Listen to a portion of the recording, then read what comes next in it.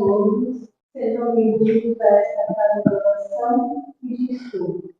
Vamos agradecer a Deus, a Jesus, porque nesta noite cada um de nós veio ao encontro dessa doutrina tão esclarecedora que nos dá o amparo necessário para que sigamos em nossa jornada evolutiva.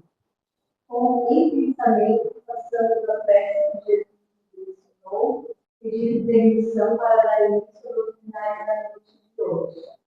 Pai nosso, que estais por toda parte, santificado seja o santo nome, venha a nós o teu reino de paz, e seja feita a tua vontade, aqui na terra como ela é feita em todo o universo. O pão nosso que cada dia dá-nos hoje sempre, perdoa, Pai, as nossas dívidas, na medida em que nós perdoamos aos nossos devedores, não nos deixes cairmos em novas tentações, mas livra-nos, Pai, de todos os males, que assim seja. Hoje está conosco o nosso irmão Igor, trabalhador da casa, seja bem-vindo, a tribuna é toda sua. Obrigado.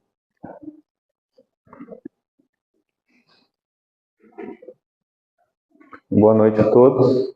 Boa noite. Que a paz e a luz da espiritualidade superior estejam conosco hoje neste momento de reflexão. É um prazer e uma satisfação estar aqui nesta noite para tratar de um tema que possivelmente é o mais importante de toda a doutrina deixada pelos espíritos superiores, porque abrange todos os demais, sendo a própria essência a característica definidora de todos aqueles que se identificam como espíritas. A necessidade de superação das nossas más tendências ou das nossas más inclinações. Falo com convicção em nossas, porque eu sei que todos nós as temos, diferindo apenas na sua natureza. Afinal, somos todos espíritos encarnados em um planeta ainda de provas e expiações, ensaiando a sua transição para um mundo de regeneração. Portanto, se nessa condição estamos, é porque ninguém aqui é ainda um espírito puro. Ninguém encarnado, eu presumo. Todos nós trazemos no nosso íntimo marcas de experiências passadas, heranças desta e de outras vidas. Algumas boas, outras nem tanto, que precisamos corrigir.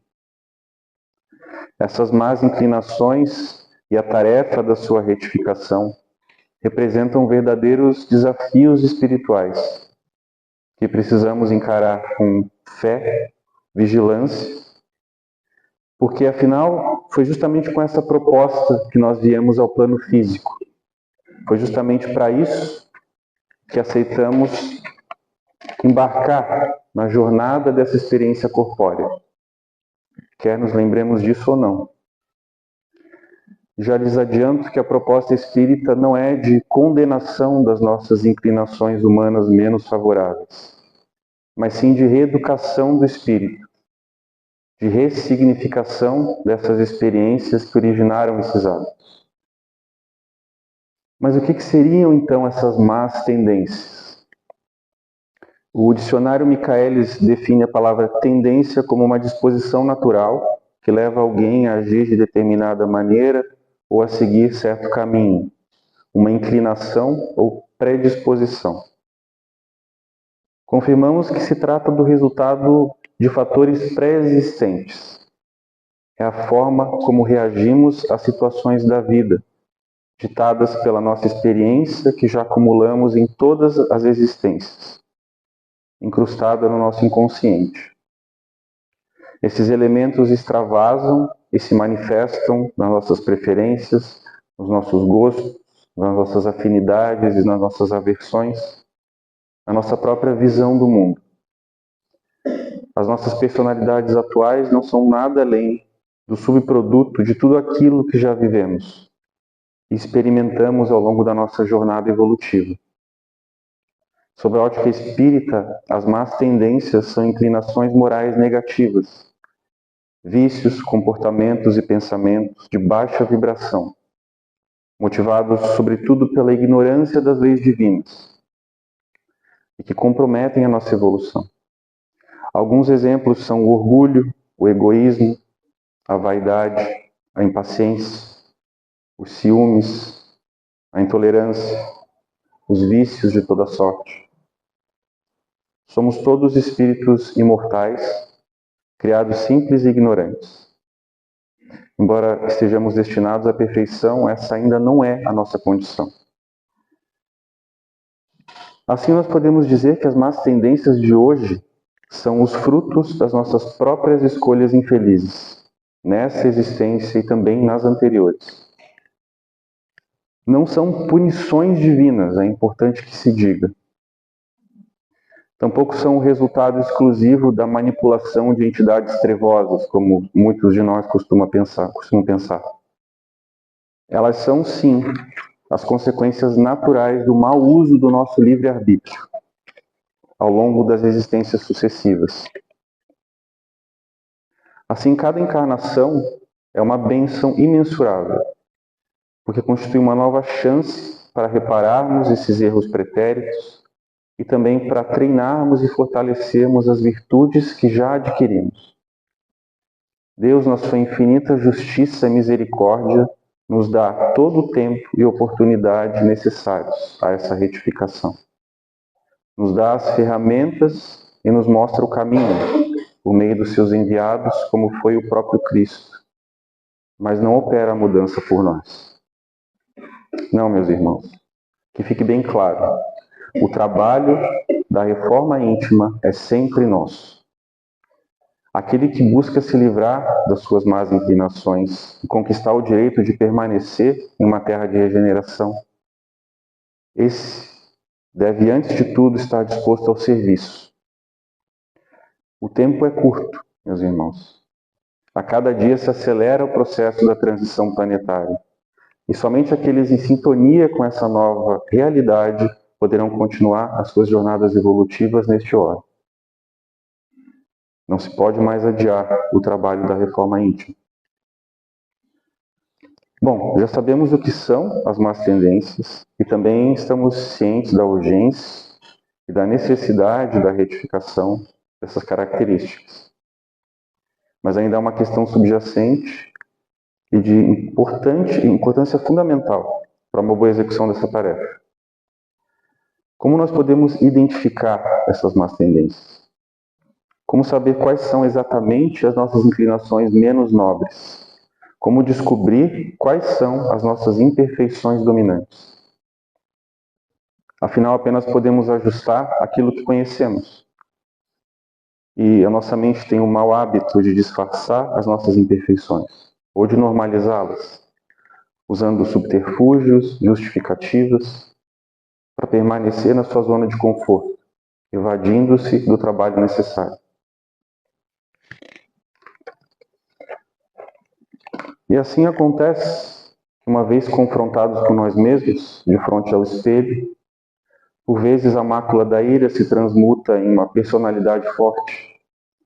A chaga da avareza nos é mostrada como prudência ou como ambição. Vícios são perpetuados sob a justificativa de quando quiser eu paro. Sugestionamos nós mesmos a evitar reconhecer as nossas falhas, o receio do trabalho que teremos de retificá-las. Não há dúvida de que o autoconhecimento é o primeiro passo para a transformação interna.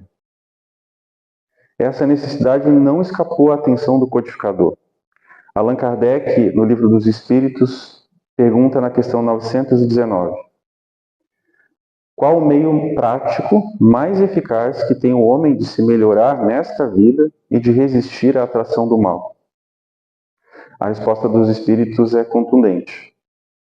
Um sábio da antiguidade já vou-lo disse: conhece-te a ti mesmo.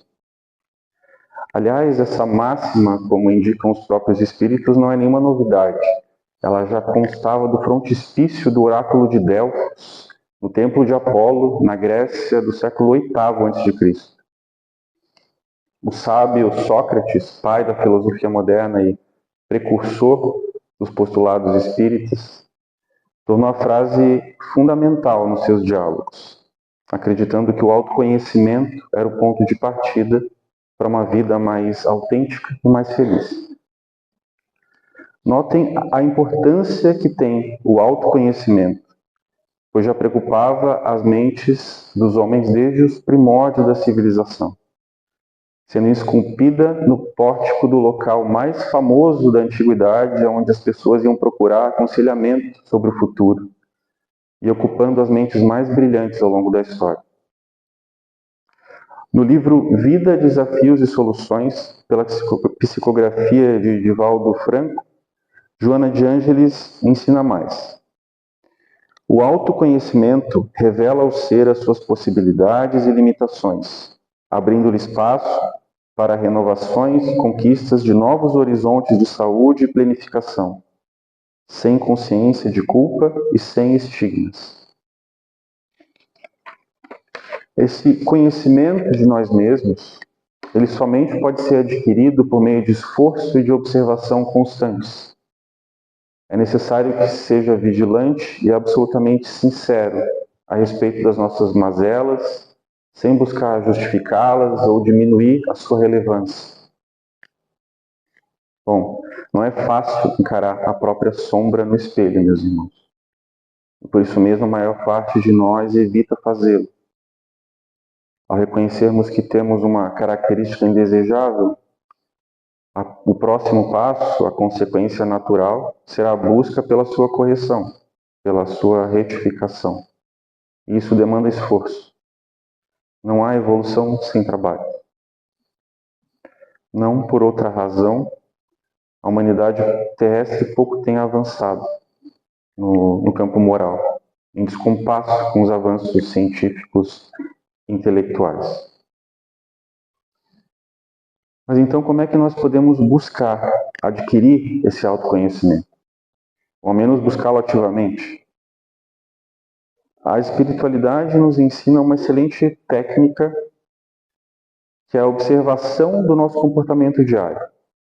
O que costuma nos irritar com facilidade? O que nós mais julgamos no outro? Enfim, quais são as situações diárias que nos desequilibram? Cada pensamento, sentimento e atitude tem um padrão vibratório muito específico. E nós devemos nos perguntar em quais deles nós estamos nos ligando. Em O Livro dos Espíritos, ao responder à questão 919A de Kardec, Santo Agostinho sugere a técnica da autoanálise. Uma autoanálise diária para identificar as nossas falhas e buscar o aprimoramento. Ele propõe, na verdade, a criação de um verdadeiro diário moral. Uma prática que envolve questionar diariamente as nossas próprias ações, agindo como um juiz imparcial sobre nós mesmos. Diz o amigo espiritual: fazei o que eu fazia quando vivi na terra. Ao fim do dia, interrogava a minha consciência, passava revista ao que fizera e perguntava a mim mesmo se não faltara algum dever, se ninguém tivera motivo para de mim se queixar. Foi assim que cheguei a me conhecer e a ver o que havia em mim para ser reformado. Dirigi, pois, a vós mesmos perguntas, interrogai-vos sobre o que tendes feito e com que objetivo procedestes em tal ou tal circunstância. Sobre se fizestes alguma coisa que feita por outrem, censuraríeis. Sobre se fizestes alguma ação que não ousaríeis confessar. Perguntai mais ainda, se aprovesse a Deus chamar-me neste momento, teria que temer o olhar de alguém ao entrar de novo no mundo dos espíritos, onde nada pode ser ocultado? No mesmo sentido, o pensador e filósofo alemão Immanuel Kant, ao discorrer sobre a ética, sugere o hábito de questionar os próprios pensamentos e ações. Devemos indagar se correspondem àquilo que quereríamos fossem leis universais. Segundo Kant, ao buscarmos a justiça em determinado ato ou maneira de pensar, devemos sempre nos questionar: O mundo seria um lugar melhor se todos agissem dessa mesma maneira? Se a resposta for não, a ação não é justa, tampouco moralmente aceitável.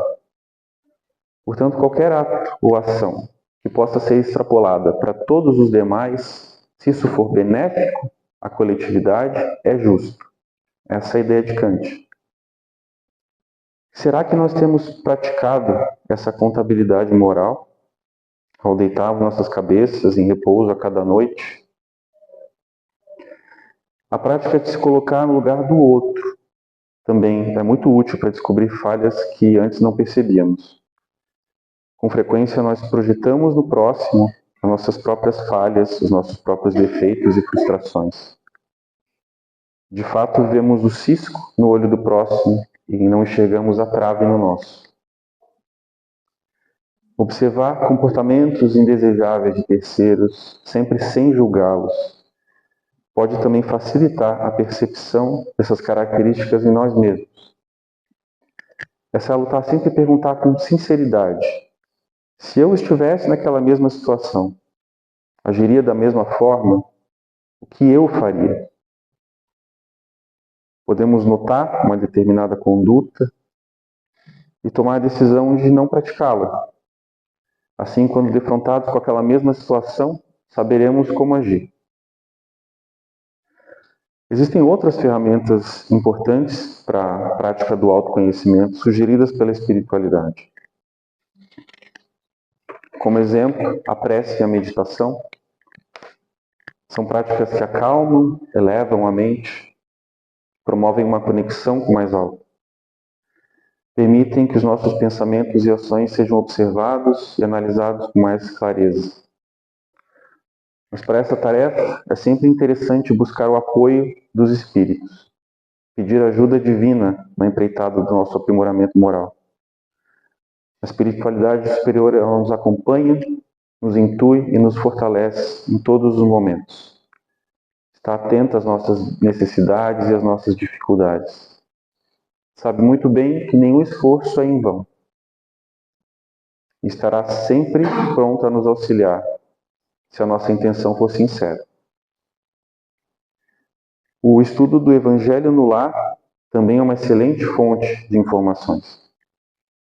Permite uma análise aprofundada dos ensinamentos propostos por Jesus. As parábolas do Cristo são um verdadeiro reflexo de nós mesmos. Como humanidade, um espelho em que podemos enxergar o que há de mais nobre e também de mais reprovável na condição humana. É uma ferramenta valiosíssima na tarefa de identificar os aspectos da nossa personalidade ainda dominados pelas paixões inferiores.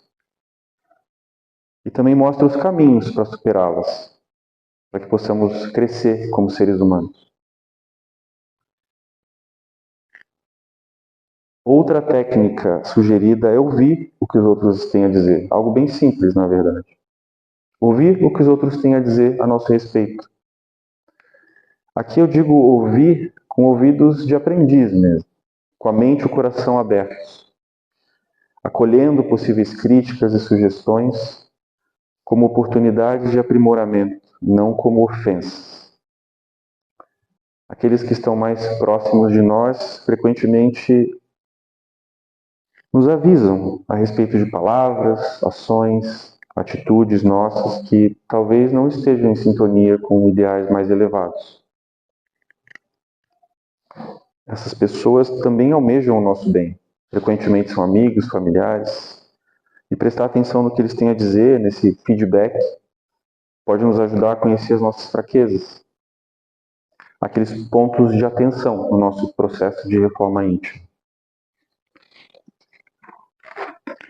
Bom, agora podemos nos dizer, munidos de algum conhecimento um pouco mais aprofundado a respeito de nós mesmos, sabendo quais aspectos da nossa personalidade demandam maior urgência, então podemos começar a buscar lapidar essas arestas.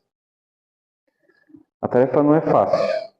Ela exige que se modifiquem hábitos, pensamentos e atitudes ainda muito enraizados na nossa constituição espiritual. Isso ao longo de milênios. Paulo de Tarso disse em sua epístola aos Romanos: O bem que quero, não faço, mas o mal que não quero, esse faço. Me parece que as coisas não mudaram muito desde aquela época. O filósofo alemão Friedrich Nietzsche comparou o homem a uma corda esticada entre o animal e o anjo, que ele chamou de super-homem. O pensador alemão definiu o homem como um ser em transição, vivendo em constante tensão entre os seus instintos mais básicos, o animal, e a sua aptidão ou capacidade para superá-los, alcançando a sua plenitude, a angelitude. Essa é a verdadeira essência do conflito entre o homem velho, ainda instintivo, e o homem novo, já moralizado, que ocorre diariamente dentro de cada um de nós. Essa corda, esse elemento de tensão, ora nos puxa mais para perto do animal, ora nos propele adiante rumo ao divino. Essa dualidade, ela é inerente ao nosso estado evolutivo atual. Mas isso não significa que nós somos meros espectadores dessa dinâmica. Não. Todos nós somos espíritos pensantes e temos voz ativa nesse processo. Podemos traçar o caminho que pretendemos seguir. Aliás, é isso que os nossos irmãos mais adiantados esperam de nós. Bom, então como nós podemos abordar essa tarefa tão importante? De que ferramentas nós dispomos? Primeiramente, a vigilância constante sobre os nossos pensamentos, palavras, nossas ações. Isso é fundamental para que não caiamos em velhos padrões, em velhos pensamentos. Para que os equívocos do passado, uma vez identificados, não se perpetuem. A vigilância é um hábito, e como todo hábito, ela precisa ser cultivada.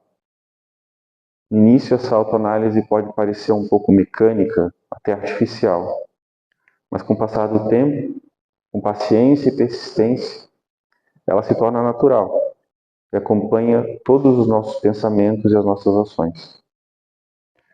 Leon Denis, em O Problema do Ser, do Destino e da Dor, afirma que a vontade é a maior de todas as potências humanas. A vontade firme, disciplinada e persistente é o verdadeiro motor da regeneração. E vejam o que dizem os nossos irmãos mais adiantados a respeito dessa ferramenta. Em O Livro dos Espíritos, Kardec indaga: poderia sempre o homem, pelos seus esforços, vencer as suas más inclinações? E eles respondem: sim, e frequentemente fazendo esforços muito insignificantes. O que lhe falta é a vontade. Ah, quão poucos dentre vós fazem esforços.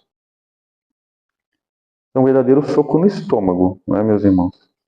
Saber que muitas das nossas tendências menos nobres poderiam ser superadas com um mínimo de esforço e de vontade. E que por vezes nem isso nós fazemos. Além da vontade, a fé ativa, a fé raciocinada, conforme ensinam os Espíritos, nos dá coragem para enfrentar as nossas sombras. A fé nos liga a Deus e atrai os bons espíritos, para que nos aconselhem, nos fortaleçam. É uma verdadeira linha da vida que nos resguarda contra as influências negativas. E para esse fim, é instrumental que nós roguemos pelo auxílio da espiritualidade superior. Os nossos irmãos mais adiantados estão sempre prontos a nos auxiliar, se estivermos dispostos a escutar. Isso não sou eu quem diz. Na questão 910 do Livro dos Espíritos, pergunta-se: pode o homem achar nos espíritos eficaz assistência para triunfar de suas paixões? Se o pedir a Deus e ao seu bom gênio com sinceridade, os bons espíritos lhe virão certamente em auxílio, porquanto é essa a missão deles. Esse é o significado do conselho do Cristo: vigiai e orai. Aliás, o Evangelho, segundo o Espiritismo, é um verdadeiro roteiro, um manual prático de renovação moral. Por meio dos ensinamentos propostos por Jesus, nós somos convidados não apenas a encarar frente a frente as nossas mazelas, mas também a conhecer e a buscar antídotos para essas más tendências, como as bem-aventuranças, o perdão, a humildade, o amor ao próximo.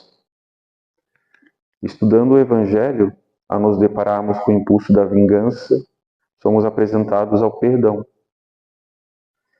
Em vez de julgar, somos convidados a amar incondicionalmente. No lugar do egoísmo, surgem a abnegação e a caridade. E vejam que pouco a pouco as características menos nobres das nossas personalidades vão sendo substituídas por ideais mais luminosos. A prática do bem também é um antídoto potente contra as más inclinações.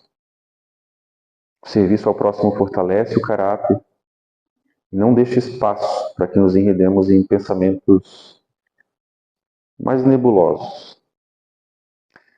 Sempre é importante lembrar, nesse aspecto, que a fé sem obras é morta. Portanto, pôr em prática aquilo que nós aprendemos é essencial. Então, devemos nos envolver em atividades edificantes, que aos poucos vão substituindo os antigos hábitos viciosos, como o trabalho no centro espírita, em qualquer um dos seus variados campos de serviço, e há muitos. O tempo que doamos a alguma organização beneficente, ou mesmo o cuidado a algum familiar ou amigo. O trabalho abnegado no bem, sem esperar nada em troca, fortalece e transforma o espírito.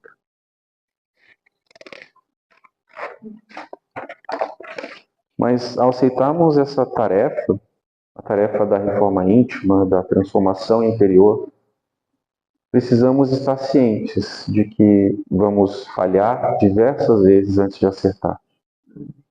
Cair faz parte dessa jornada, mas é necessário levantar e seguir sempre em frente, sem melindres. O importante é não desistir.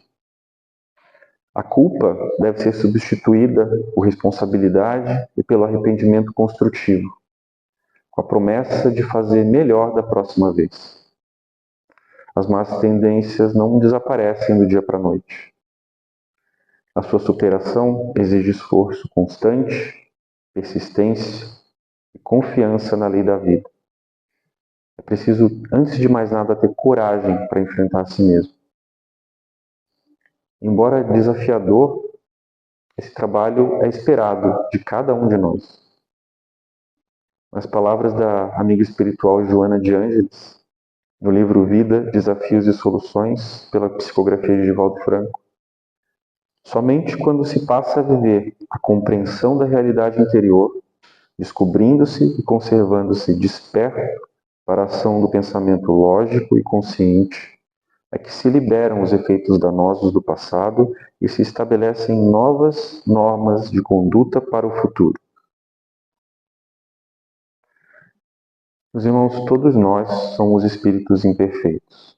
É verdade, mas também somos perfectíveis. Ou seja, podemos alcançar uma perfeição relativa, dependendo do progresso que trilhemos por força da nossa própria vontade.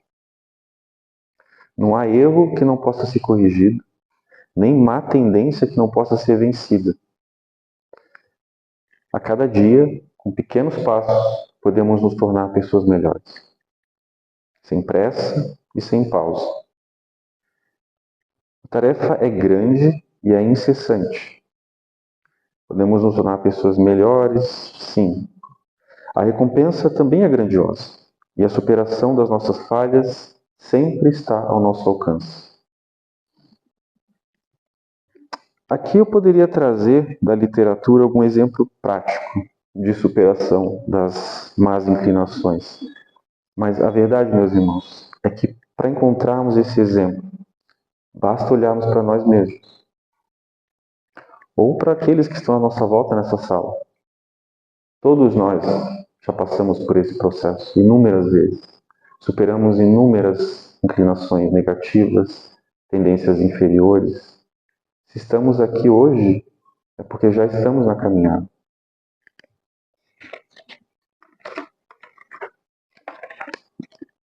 Já superamos muita coisa na nossa jornada espiritual.